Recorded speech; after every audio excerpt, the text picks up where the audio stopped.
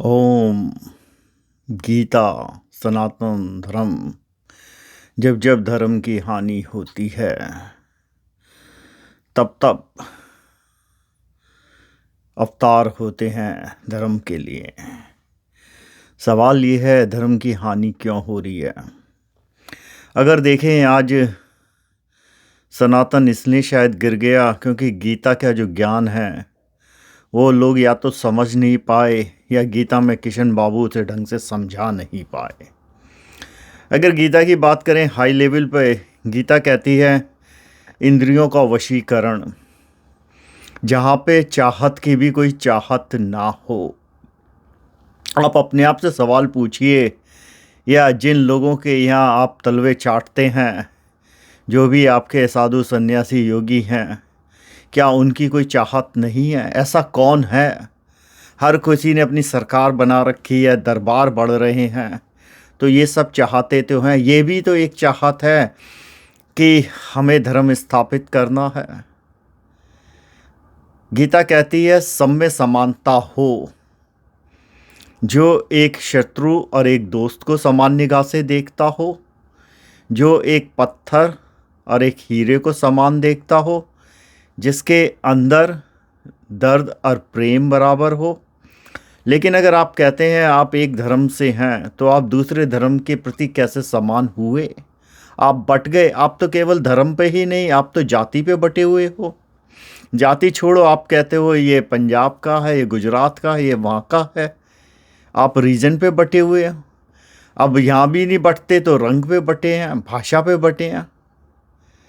तो गीता का जो ज्ञान है तो वो कैसे जीवन में आएगा? बातें बहुत अच्छी हैं, बोलने में संस्कृत में बोल दिया जाता है। पढ़े लिखे मन बुद्धि बंद बुद्धि बहुत खुश होके आते हैं। बड़ा अच्छा गुरुजी ने ज्ञान दिया। कभी गुरुजी से पूछा, जो ये बताते हैं कि औरत नरक का द्वार है, कि उन्होंने उस नरक का कभी दरवाज़ा खटखटाया था या नहीं? जो कहते हैं जीवन एक मोह माया है, ये पैसा छोड़ दो, उनसे बोलो गुरुजी तुमने आज तक क्या छोड़ा था? ये वो कड़वे सवाल होंगे जो इस बात की पुष्टि करेंगे, जिनके हाथों में आज ये धर्म या जो इंसानियत गिर रही है। क्योंकि क्या है कि जब शिक्षक ही पढ़ा लिखा नहीं होगा, जब शिक्षक की ही शिक्षा खराब है, तो विद्यार्थियों को क्या दोष देना? अगर याद करो, स्कूल में एक बार ऐसा ही हुआ, संस्कृत पढ़ाने का टीचर रखा गया, उसे संस्कृत आती नहीं थी, सारे बच्चे हम फेल हो गए 6ठी कक्षा में। प्रिंसिपल ने यही कहा इन सबको तो पास करना होगा, क्योंकि जो टीचर का वो तो हिंदी का था, उसका तो संस्कृत में हाथ ही तंग था। तो वैसा ही आज हो गया है। गीता बात करती है कि हर चीज़ जो है बिगर किसी उससे कुछ मिलने की आशा से करी जाए। ऐसा कौन है आज जो बैठा हुआ है? गीता की बात में ये था कि उस ज़माने में, जिस ज़माने में धर्म गुरुओं की इज्जत हुआ करती थी, राजा तक उनके यहाँ के सर झुकाते थे। आज धर्म गुरु और ये जो है ये राजनेताओं के यहाँ सर झुकाते हैं।